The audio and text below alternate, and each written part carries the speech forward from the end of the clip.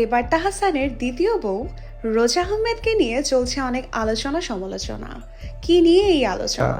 বিষয়। সো আমি খুব শকড, মানে বিয়েটা নিয়ে খুব বেশি শকড হইনি আসলে, আমি জানতাম বিষয়টা। এবার কথা উঠেছে রোজার প্রাক্তন প্রেমিক বেলালকে নিয়ে। কি মন্তব্য করেছেন তিনি তাদের বিয়ে সম্পর্কে, বা কি মন্তব্য করেছেন বেলাল রোজার পিতা নামা ফারুককে কেন্দ্র করে?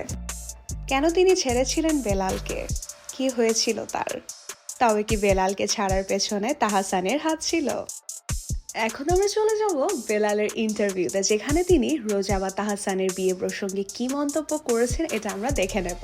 বিষয়টা ব্রেকআপের রিজনস অনেকগুলো ছিল, তো তার মধ্যে ওয়ান অফ এটাও ছিল একটা। আর তিনি কেনই বা রোজার সাথে সম্পর্কে জড়িয়েছিলেন এটা জানার পরও যে তার পিতা পানামা ফারুক ছিলেন। এখনই এটা আমরা তার বিস্তারিত ইন্টারভিউতে দেখে নেব।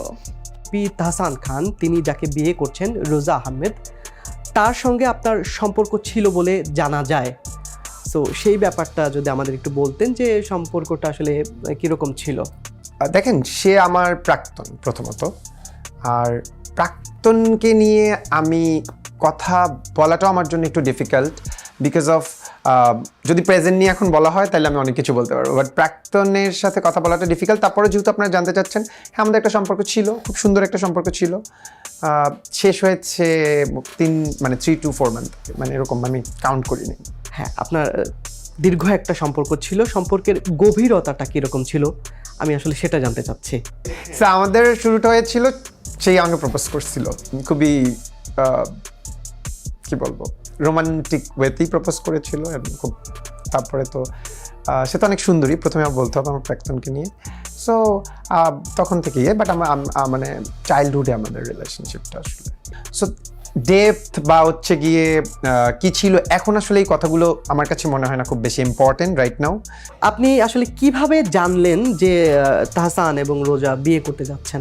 না, বিষয়টা তো আমি জানতাম আগেই, যেরকম কিছু একটা বিষয়। সো আমি খুব শকড, মানে বিয়েটা নিয়ে খুব বেশি শকড হইনি আসলে, আমি জানতাম বিষয়টা।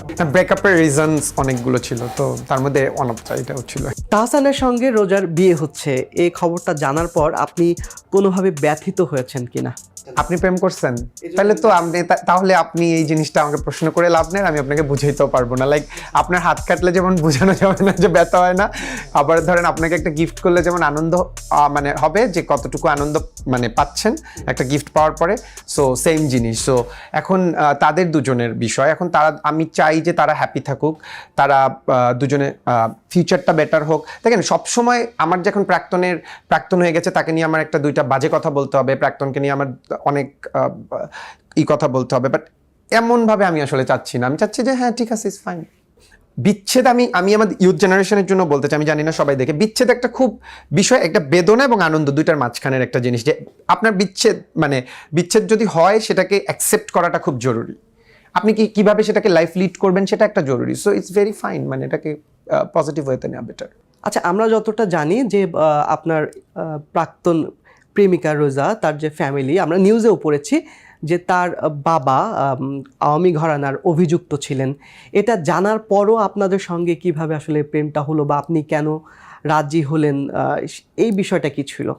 দেখেন, আমি তখন চাইল্ড, সেও চাইল্ড। বাংলাদেশের একটা মুভির নাম আছে যে প্রেমের তাজমহল, আপনি দেখেছেন কিনা জানি না। আমাদের কাছে তো তখন বাবা মা, মানে কি বলে, স্কুলের টিচার, তারপর হচ্ছে কি তখন তো মানে আমরা কলেজের স্টুডেন্টস, এইগুলো বড় ফ্যাক্টর ছিল না ভাইয়া। সো এখন এই প্রশ্নটা এনে কোনো লাভ নেই টেনে, যে আপনি অ্যাওয়ার্ড ছিলেন, এখন ধরেন আমি একটা অ্যাওয়ার্ড, বা এখন আমি কোনো কিছু করতে গেলে অনেক কিছু আমাকে চিন্তা করে করতে হয়। আমার বয়স যখন হচ্ছে গিয়ে 16 to 17, ভাই আমরা প্রেম করছি তো তখনই ভালো লাগছে, সো শেষ। এটা নিয়ে তো হচ্ছে গিয়ে ধরেন আমাদের থিঙ্কিং করার মতো অত টাইম ছিল না। রোজার সাথে আপনার শেষ কবে কথা হয়েছিল? আমি এটা বলবো না। রোজার দেয়া কোনো গিফট কি আপনার কাছে আছে? আছে, আচ্ছা, অনেকগুলা গিফট আছে। তাহসান এবং রোজা দম্পতি হতে চলেছেন, তাদের প্রতি আপনার কোনো বক্তব্য আছে কিনা?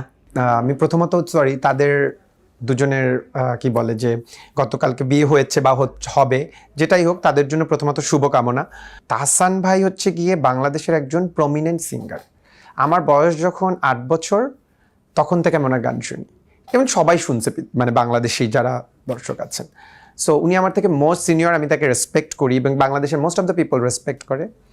সো সেই ক্ষেত্রে আসলে কি বলে যে তার সাথে বিয়ে হয়েছে, সো খুবই ভালো একটা জিনিস। হয়তো ও চেয়েছে, সেও চেয়েছে।